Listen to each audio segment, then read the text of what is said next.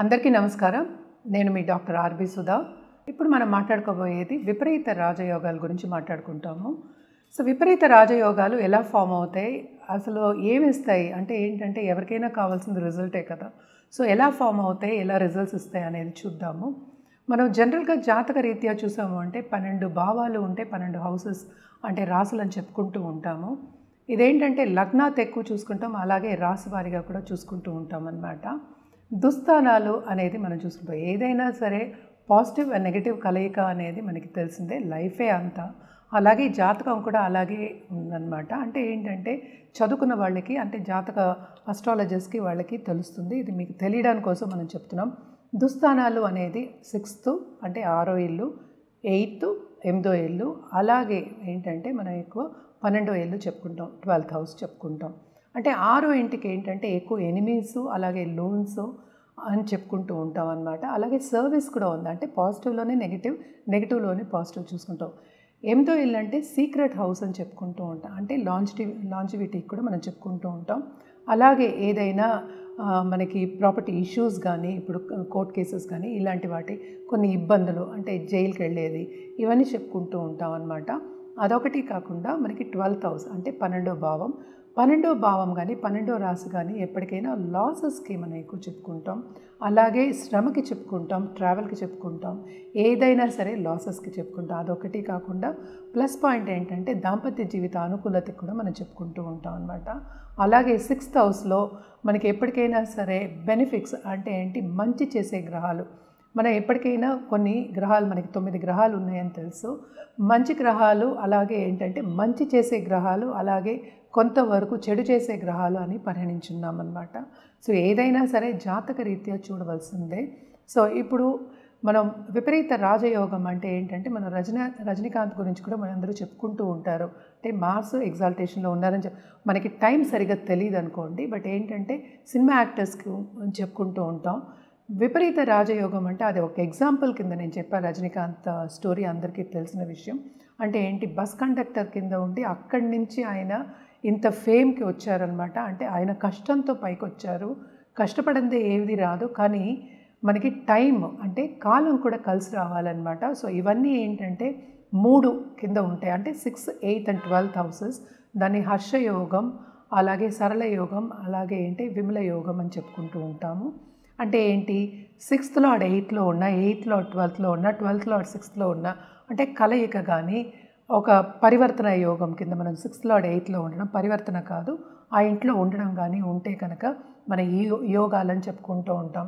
అంటే 6వ ఇంటి అధిపతి 8వ ఇంట్లో ఉంటే హర్షయోగం, 8వ ఇంటి అధిపతి ఏంటంటే 12వ ఇంట్లో ఏంటంటే ఉంటే కనుక సరళ యోగం, అలాగే 12వ ఇంటి అధిపతి 6వ ఇంట్లో ఉన్న, 8వ ఇంట్లో ఉన్న మనం విమల యోగం అని చెప్పుకుంటూ ఉంటాం.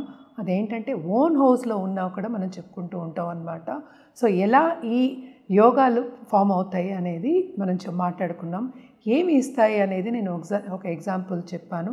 అంటే విపరీత రాజయోగం ఇచ్చే ఒక గ్రహాల కింద మనం చెప్పుకుంటూ ఉంటాం. దుస్థానాలేవి అంటే 6, 8, 12. సో ఇలాంటి గ్రహ స్థితి ఉన్నప్పుడు కనుక వాళ్ళు ఎక్కడో ఉన్నవాళ్ళు, అంటే చాలా హీన స్థితిలో ఉన్నవాళ్ళు మనం చెప్పుకుంటూ ఉంటాం కూడా. అంటే అమెరికన్ ప్రెసిడెంట్ కుట్టుకునే అతను అమెరికన్ ప్రెసిడెంట్ అయ్యారని కూడా చెప్పుకుంటూ ఉంటాం. సో ఇలాంటి యోగాలు ఏంటంటే చాలామందికి మనం చూస్తూ ఉంటాం అన్నమాట. వాళ్ళు పుట్టుకతోనే అదృష్టవంతులు అని చెప్పలేము, but as life goes on అంటే ఎదుగుతున్నప్పుడు చాలా అదృష్టం అనేది వీళ్ళకి కలిసి వస్తుంది. అందుకనే మనం ఏంటంటే విపరీత రాజయోగం అని చెప్పుకున్నాం. విపరీతం అంటే ఏంటంటే అటు మనకి డబ్బు, సంపద, పేరు, అంటే పలుకుబడి అన్నీ ఉంటాయి అన్నమాట. అంటే ఏంటి, ఏదో ఒక కాలం వాళ్ళకి కలిసి వచ్చినప్పుడు, నేను ఇందాక నుంచి చెప్తున్నా కాలం కలిసి రావాలి అంటే ఏంటి, కాలం కలిసి రావాలి అంటే ఏంటంటే ఆ దశా విశేషాలు, అంటే 6th లార్డ్ దశ కానీ, లేకపోతే లగ్నాధిపతితో కూడిన సబ్దశ రావడం కానీ, మంచి దశతో కూడిన ఈ దశలు రావడం కానీ వస్తే కనుక తప్పక ఏంటంటే విపరీత రాజయోగం అని చెప్పొచ్చు. అలాగే ఏంటంటే కొన్ని నీచభంగ రాజయోగాలు కూడా మనం చెప్పుకుంటూ ఉంటాం. అంటే ఈ గ్రహాలన్నీ ఉన్నాయి కదా, ఒక్కొక్క ప్లేస్లో నీచం అవుతాయి. అంటే ఏంటంటే మనకి రాహుకేతుకి నీచ స్థితి, అది ఉచ్చ స్థితి ఉన్నప్పటికీ మనం ఎక్కువ చెప్పుకోము. మిగతా 7 గ్రహాలకి మనం చెప్పుకుంటూ ఉంటాం అన్నమాట. అది నీచమైనప్పుడు ఎస్పెషల్లీ ఏంటంటే చంద్రుడు నీచమైంది ఏంటంటే మనకి వృశ్చిక రాశిలో నీచమవుతారు. నీచభంగ రాజయోగాలు అని చెప్పుకుంటూ ఉంటాం అనమాట. అది టైం రావాలి, టైం వచ్చినప్పుడు అంటే సప్దశ వచ్చినప్పుడు కానీ లేకపోతే దశా విశేషాలు వచ్చినప్పుడు కానీ ఆ దశ వచ్చినప్పుడు కానీ సడన్గా ఏంటంటే పుష్ అనేది ఉంటుంది. అంటే మంచి ఆపర్చునిటీస్ ఇచ్చినప్పటికీ కొంతమంది తీసుకోలేకపోతారు. సో అందుకని టైం అనేది మనకి కరెక్ట్ ఉండాలి.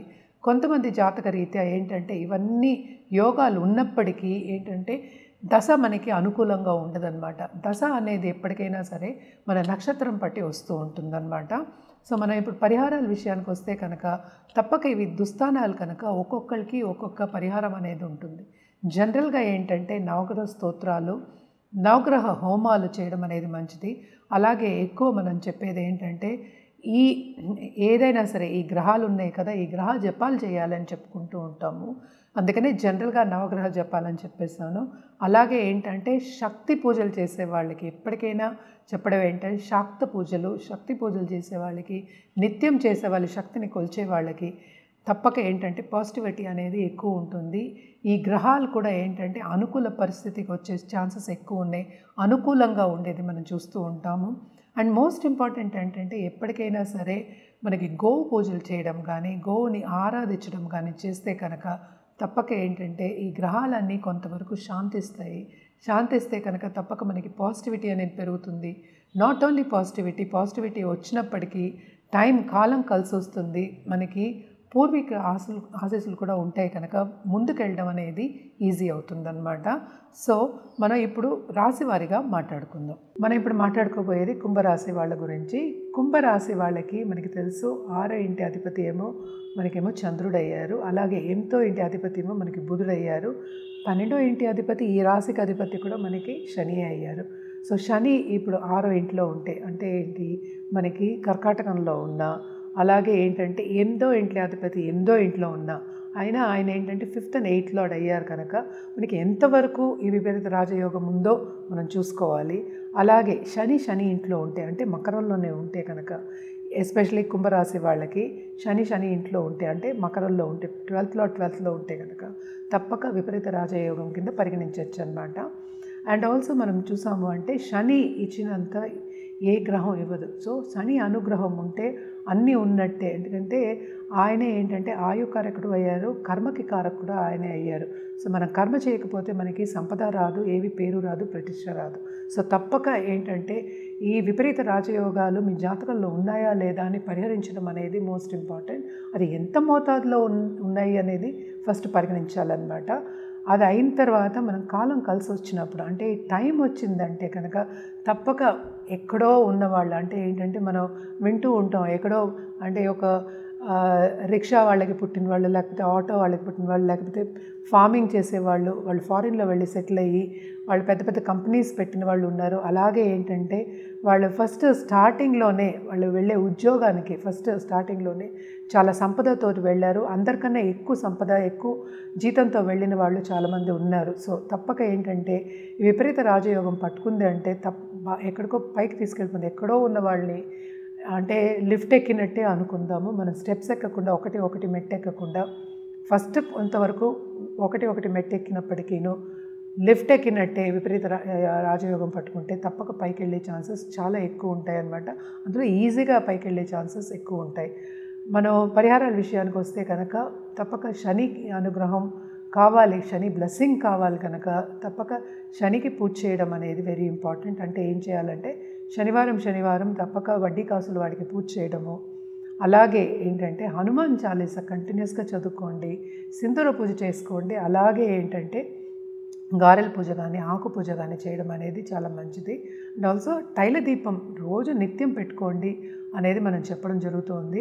కానీ మోస్ట్ ఇంపార్టెంట్ ఏంటంటే ఇలాంటి రాజయోగాలు మీ జాతకంలో ఉన్నాయా లేవా అనేది పరిహరించడం అనేది వెరీ ఇంపార్టెంట్ అన్నమాట. దాని తర్వాత టైం కోసం వేచి ఉండడం కానీ ఈ టైంని ఎలాగ మనం ఉపయోగించుకోవాలి అనేది మన జాతక రీత్యా రెమెడియల్ మెషర్స్ కానీ పరిహారాలు కానీ చెప్పడం అనేది జరుగుతుందన్నమాట. సో తప్పక ఫస్ట్ జాతకం పరిహరించుకోండి. సో ఎప్పటికైనా సరే విపరీత రాజయోగం అనేది ఏంటంటే కొంత కష్టకాలం ఉన్నప్పటికీ కష్టం లేనిదే అంటే ఏంటి, ఫలితం లేదని మనం ఎప్పుడు చెప్తూ ఉంటారు, పెద్దవాళ్ళు కూడా చెప్తూ ఉంటారు. సో కొంత కష్టకాలం ఉన్నప్పటికీ నీరసపడకుండాను, ఆయన ఉద్రేకానికి వెళ్లకుండాను, కోపతాపాలు తెచ్చుకోకుండాను పేషెంట్గా ముందుకెళ్తూ ఉంటే విపరీత రాజయోగం వచ్చే టైం పరిగణించుకుని, అంటే జాతక రీత్యా పరిగణించుకుంటే తప్పక ఏంటంటే ఆ పుష్ అనేది ఉంటుంది మీకు. అంటే ఏంటి, మంచి ఆపర్చునిటీస్ వస్తాయి. ఎక్కడో ఏమి సాధించలేము అనుకున్న వాళ్ళందరూ సాధించిన వాళ్ళు చాలామంది ఉండాలి. అంటే ఏంటి, పేషెన్స్ ఉండాలి, పర్సీవరెన్స్ ఉండాలి, పట్టు విడుపు లేకుండా ముందుకు సాగే ఒక దశగా నడుస్తూ ఉంటే కనుక తప్పక విపరీత రాజయోగం అనేది విపరీతంగా ఉంటుంది మీకు. ఇవన్నీ ఏంటంటే మోస్ట్ ఇంపార్టెంట్. జాతక రీత్యా ఎప్పుడు వస్తుంది అనేది టైం అనేది వెరీ ఇంపార్టెంట్. టైం పరిగణించుకుని మనం చేయడం అనేది, అంటే పరిహారం చేయడం అనేది వెరీ ఇంపార్టెంట్. పరిహారం కూడా ఎందుకు చెప్తాము అంటే, ఈ టైం వచ్చే వరకు, ఈ కష్టకాలం తీరి మంచి కాలం వచ్చే వరకు కొంతవరకు ఓర్పు కావాలి కనుక, నీరసపడకూడదు కనుక తప్పక ఏంటంటే మన రెమెడియల్ మెషర్స్ కానీ పరిహారాలన్నీ చెప్పడం అనేది జరుగుతుంది. ఎప్పటికైనా పాజిటివ్గా ఉంటే పాజిటివ్గా జరుగుతుందనేది మనకి ఏంటంటే జాతక రీత్యా కాకుండా జనరల్గా కూడా మన పెద్దవాళ్ళు చెప్పున్నారనమాట. సో కష్టకాలం అనేది తీరాలి, మనకి విపరీత రాజయోగం పట్టాలి అంటే ఫస్ట్ జాతక చూపించుకోవాలి. జాతక రీత్యానే ఇవన్నీ చెప్పడం జరుగుతుంది. అది కూడా టైం అనేది చెప్పడం జరుగుతుంది. దానికి పరిహారాలు కూడా ఏం చేయాలి అనేది చెప్పడం జరుగుతుందన్నమాట. అది పూజ అవ్వచ్చు, జపం అవ్వచ్చు, లేకపోతే జాతిరత్నం అవ్వచ్చు, లేకపోతే ఇంకో చిన్న పరిహారాలు కూడా అవ్వచ్చు. సో నిత్యం పూజ చేసుకునే వాళ్ళు తప్పక నిత్యం పూజ చేసుకోవచ్చు.